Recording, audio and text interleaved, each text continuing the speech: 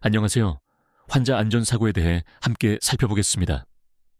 환자 안전사고는 한마디로 진료나 간호 같은 의료 과정에서 환자에게 해가 생기거나 해가 생길 뻔한 모든 일을 말합니다. 오늘은 이런 사고가 왜 생기는지, 또 어떻게 하면 줄일 수 있는지를 차근차근 알아보려고 합니다. 용어가 조금 어렵게 느껴지실 수도 있지만 끝까지 들으시면 누구나 이해하실 수 있도록 쉽게 설명드리겠습니다. 부담 갖지 마시고 편하게 따라와 주세요. 이제 먼저 환자 안전과 환자 안전사고를 공식적으로 어떻게 정의하는지부터 짚어보겠습니다. 세계보건기구, 그러니까 더 넓게 전 세계에서 통용되는 정의에 따르면요. 환자 안전이란 의료 과정에서 생길 수 있는 불필요한 해를 받아들일 수 있을 만큼 아주 낮은 수준까지 줄이려는 노력, 즉 그 상태를 말합니다. 여기서 중요한 말이 두 가지입니다. 첫째, 불필요한 해입니다. 질병 때문에 어쩔 수 없이 생기는 통증이나 위험이 아니라 조금만 더 주의했으면 막을 수 있었던 손상을 가리킵니다. 둘째, 받아들일 수 있을 만큼 낮은 수준입니다. 완전히 제로로 만들 수는 없지만 현실적으로 최대한 줄이자는 의미가 들어 있습니다. 우리나라 법에서는 조금 더 구체적으로 설명합니다. 의사가 진료를 하거나 간호사가 처치를 하거나 약사가 약을 조제하는 등 보건의료인이 환자에게 서비스를 제공하는 과정에서 환자에게 해가 생겼거나 생길 뻔한 사건을 환자 안전사고라고 부릅니다. 여기서 말하는 하해, 즉 위해는 첫째, 사망 둘째, 새로운 질병이나 상태의 악화 셋째, 장애와 같은 후유증처럼 환자의 생명과 몸, 그리고 정신에 손상을 주거나 부작용을 일으키는 모든 것을 포함합니다. 정리해서 말하면 환자 안전은 이런 해를 최대한 줄이려는 목표이고 환자 안전사고는 그 해가 실제로 생기거나 생길 뻔한 구체적인 사건이라고 이해하시면 됩니다. 방금 우리는 환자 안전사고의 개념을 살펴봤습니다. 이제는 왜 이런 개념이 우리나라에서 이렇게까지 중요해졌는지 역사와 실제 사례를 통해 이야기해 보겠습니다. 우리나라 환자안전법은 흔히 종연이법이라고 부릅니다. 백혈병을 앓던 한 어린이가 있었습니다. 정맥, 즉 피 속으로 들어가야 할 항암제가 잘못해서 척수, 그러니까 척수강 안으로 주사되면서 심각한 신경 손상이 생겼고 결국 아이가 세상을 떠났습니다. 이 비극적인 사건을 계기로 더 이상 이런 일이 반복되면 안 된다는 사회적 요구가 커졌고 마침내 환자안전법이 만들어져 시행되게 되었습니다. 하지만 법이 생겼다고 모든 것이 끝난 것은 아니었습니다. 나중에 또 다른 아이, 재윤이에게도 안타까운 일이 일어났습니다. 골수검사를 받는 과정에서 과도한 진정제와 강한 진통제가 투여되었고 환자 관찰이 제대로 되지 않은 상태에서 심정지가 발생했습니다. 심폐소생술까지 했지만 결국 다음 날 아이는 사망했습니다. 부모님은 이 사건이 국가에 보고되었는지 물었지만 당시에는 환자 안전사고 보고가 의무가 아니라 해도 되고 안 해도 되는 자율보고였기 때문에 의료기관은 보고하지 않았다고 답했습니다. 그래서 부모님이 직접 보건당국에 사건을 알리고 이런 중대한 환자 안전사고만큼은 반드시 의무적으로 보고해야 한다고 강하게 요구했습니다. 그 결과 환자안전법이 다시 개정되었고 우리가 재윤의법이라고 부르는 제도가 만들어졌습니다. 이제는 사망이나 심각한 장애로 이어질 수 있는 중대한 사고는 의료기관이 반드시 국가에 신고해야 하고 국가는 이를 바탕으로 제도를 개선하고 재발을 막기 위해 노력합니다. 이처럼 환자 안전에 관한 법과 제도는 추상적인 규칙이 아니라 구체적인 환자 한 사람 한 사람의 고통과 희생을 통해 조금씩 발전해 왔다는 점을 꼭 기억해 주시면 좋겠습니다.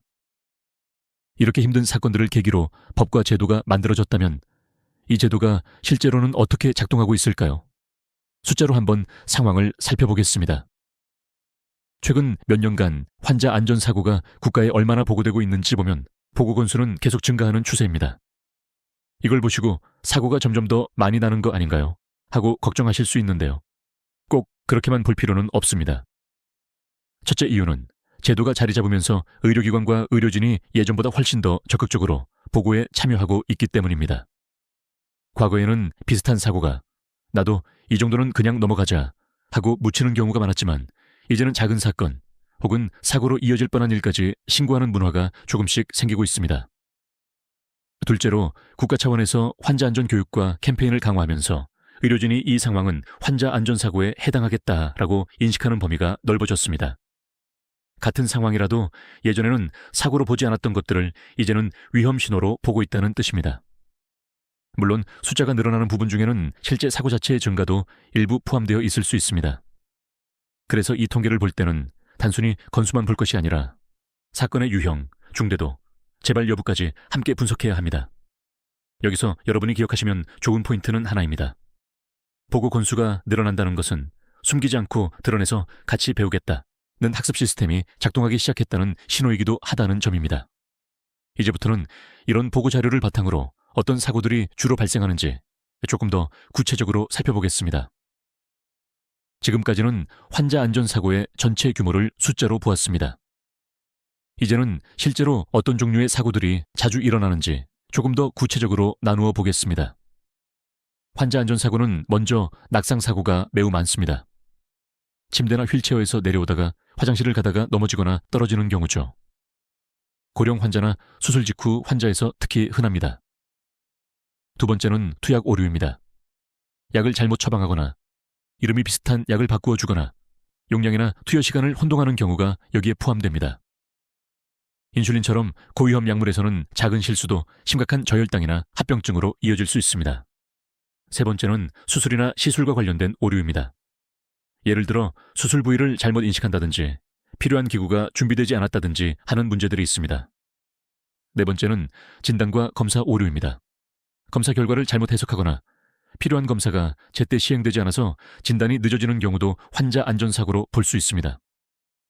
이 밖에도 의료기기나 시설 고장으로 인한 사고, 병원 내 감염, 의료진끼리 혹은 의료진과 환자 사이의 의사소통 오류, 그리고 아주 아슬아슬하게 사고 직전에 막힌 근접 오류라는 유형까지 있습니다.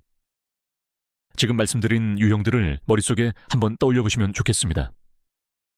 여러분이 속한 현장에서 어떤 유형이 특히 자주 발생하는지 곧 이어지는 내용과 연결해서 생각해 보겠습니다.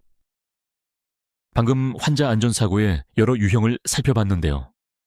그렇다면 우리 의료체계는 이런 사고들을 줄이기 위해 어떤 장치를 가지고 있을까요? 이번에는 제도적인 장치들을 정리해서 보겠습니다. 먼저 근간이 되는 것이 환자 안전법입니다. 이 법은 단순히 조심하라가 아니라 병원엔 환자 안전 전담 인력을 두고 환자 안전위원회를 만들어서 병원 전체의 안전활동을 책임지도록 규정하고 있습니다. 또 환자 안전 지표를 꾸준히 측정하고 관리하도록 해서 막연한 구호가 아니라 숫자와 자료로 관리하도록 요구합니다. 둘째, 환자 안전 보고학습 시스템, 줄여서 코옵스라고 부르는 시스템입니다. 여기에는 실제 사고뿐 아니라 큰일 날 뻔했다 하는 근접 오류까지 자율적으로 보고할 수 있습니다. 핵심은 처벌이 아니라 학습입니다. 보고된 사례를 분석해서 비슷한 사고가 다른 병원에서 다시 일어나지 않도록 공유하고 개선하는 데 목적이 있습니다. 셋째, 표준화된 절차와 체크리스트입니다. 수술 전 안전 체크리스트, 약물 투여 전 확인 절차처럼 누구나 언제나 똑같이 확인하도록 만드는 것입니다. 특히 인슐린 같은 고위험 약물에는 바코드 시스템이나 두 사람이 독립적으로 다시 확인하는 이중 확인 과정을 넣어서 실수를 걸러냅니다. 넷째, 교육과 문화입니다. 정기적인 환자 안전 교육을 통해 의료진의 감수성을 높이고 서로의 실수를 숨기기보다 공유하고 배우는 분위기를 만듭니다. 그리고 마지막으로 환자와 보호자의 참여도 중요합니다. 본인 확인, 시술 부위 확인 등에 환자와 보호자가 직접 참여하도록 권장하고 있죠. 이처럼 제도, 시스템, 문화, 그리고 환자 참여가 함께 돌아갈 때 비로소 환자 안전이 실제 현장에서 힘을 발휘하게 됩니다. 이제는 환자 안전사고를 발생 결과에 따라 어떻게 나누는지도 보겠습니다. 이 부분은 실제 임상에서 사고를 평가하고 보고할 때 아주 자주 사용하는 분류라서 익혀두시면 좋겠습니다. 먼저 근접 오류입니다. 말 그대로 사고가 날 뻔했지만 환자에게 실제 해는 일어나지 않은 경우입니다. 예를 들어 잘못 처방된 약을 투여 직전에 다른 사람이 발견해서 투약을 멈춘 상황이 여기에 해당합니다. 이때 환자는 다치지 않았지만 시스템에 구멍이 있었기 때문에 중요한 학습 자료로 취급해야 합니다. 두 번째는 위해 없음입니다. 실제 오류는 환자에게까지 전달되었지만 결과적으로 환자에게 눈에 띄는 손상이나 증상이 나타나지 않은 경우입니다. 예를 들어 항생제를 한 번 놓쳤지만 환자가 특별한 이상 없이 회복한 상황을 생각해 볼 수 있습니다. 세 번째는 경증, 중등증, 중증, 그리고 사망으로 이어진 경우입니다. 경증은 일시적인 불편이나 경미한 증상으로 끝나는 수준, 중등증은 추가 치료나 입원 기간 연장이 필요한 수준, 중증은 생명에 위협을 줄 정도의 심각한 손상으로 이해하시면 됩니다. 최근 보고 통계를 보면 근접 오류와 위해 없음의 비율이 상당히 높습니다. 이 말은 실제로 환자가 크게 다치기 전에 위험 신호를 포착해서 보고하는 문화가 조금씩 자리 잡고 있다는 뜻이기도 합니다.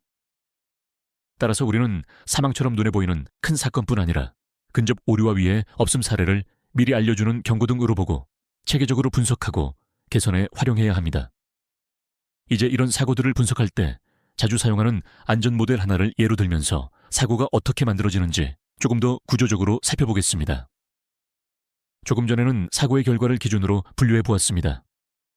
이제는 그런 사고를 줄이기 위해 우리 조직의 문화와 교육을 어떻게 바꿔가야 하는지 단계를 나누어 생각해 보겠습니다. 환자 안전 문화는 보통 3단계로 설명할 수 있습니다. 첫 번째는 초기 인식 개선 단계입니다. 이 단계의 목표는 아주 단순합니다. 환자 안전이 왜 중요한가? 이게 내 일과 어떻게 연결되는가를 모든 구성원이 공감하도록 만드는 것입니다. 짧은 교육, 사례 소개, 캠페인 등을 통해 이건 그냥 행정적인 일이 아니구나 하는 기본 인식을 심어주는 시기입니다. 두 번째는 확산 단계입니다. 여기서는 몇몇 열심히 있는 사람에 머무르지 않고 병동, 진료과 직종을 넘어서 안전행동이 일상적인 습관이 되도록 돕습니다. 예를 들면 모두가 손위생, 투약 이중 확인, 낙상 위험 평가를 자연스럽게 수행하도록 만드는 것이죠.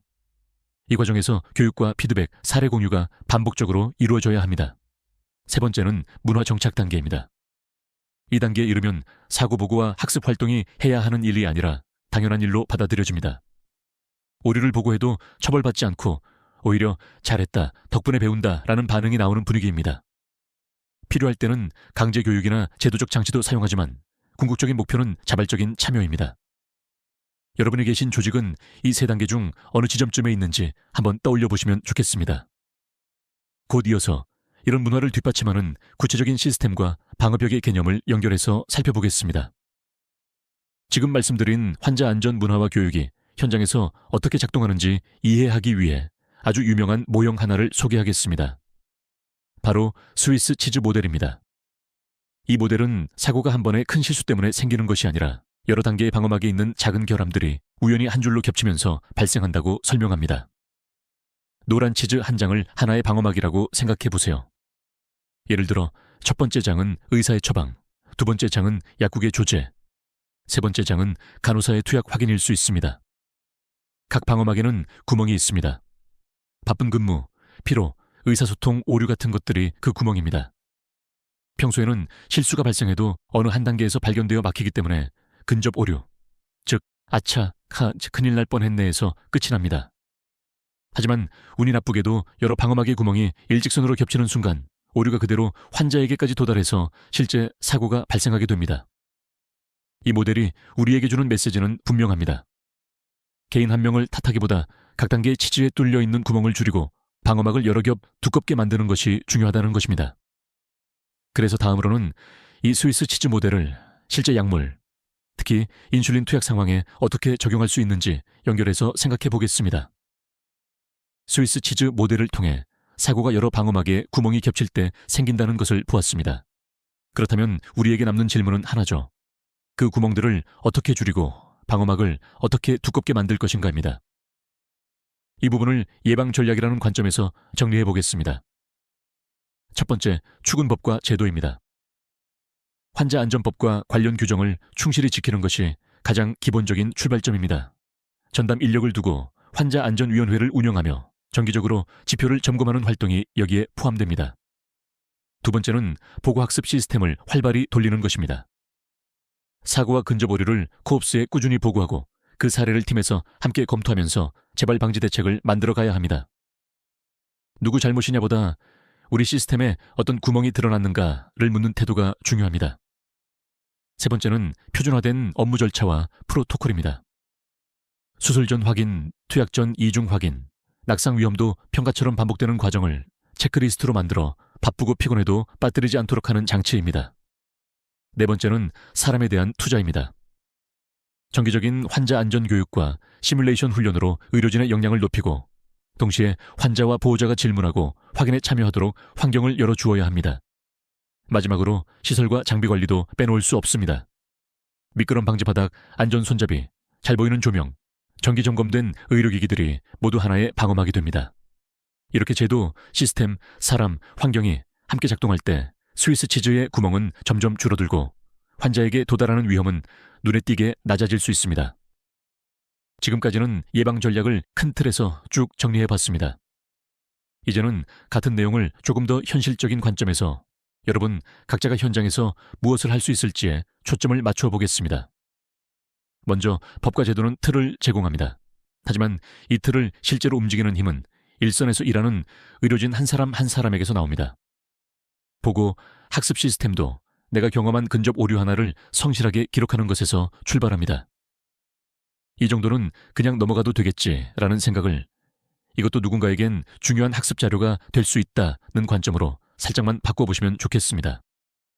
또 하나 중요한 점은 표준화된 절차를 형식적인 서류 작업으로 보지 않는 태도입니다. 체크리스트를 매번 꼼꼼히 수행하는 것이 내 시간을 뺏는 일이 아니라 미래의 나와 내 동료, 그리고 우리 환자를 지키는 보험이라고 생각해 보시면 좋겠습니다. 환자와 보호자의 참여도 마찬가지입니다. 왜 이렇게 자꾸 물어보지가 아니라 함께 확인해 줘서 고맙다라고 받아들이는 순간 환자 안전은 훨씬 더 강력해집니다. 이처럼 거창한 프로젝트가 아니어도 괜찮습니다. 보고에 한 번 더 참여하고 체크리스트를 한 줄 더 확인하고 환자에게 한 번 더 설명해주는 작은 행동들이 결국 큰 예방 효과로 이어진다는 점을 꼭 마음에 가져가셨으면 합니다.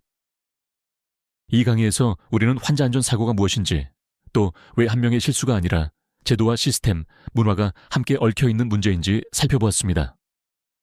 종현이와 재윤이 사례를 통해 법과 제도가 어떤 희생 위에서 만들어졌는지 돌아봤고, 보고 학습 시스템, 스위스 치즈 모델, 표준화된 절차와 교육을 통해 사고를 예방하는 여러 방어막들도 함께 정리했습니다. 결국 핵심은 한 가지입니다.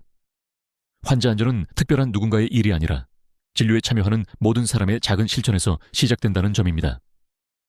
근접 오류 하나를 기록하고 체크리스트 한 줄을 더 확인하고 환자와 보호자의 질문을 한 번 더 들어주는 그 순간들이 미래의 큰 사고를 막아줍니다.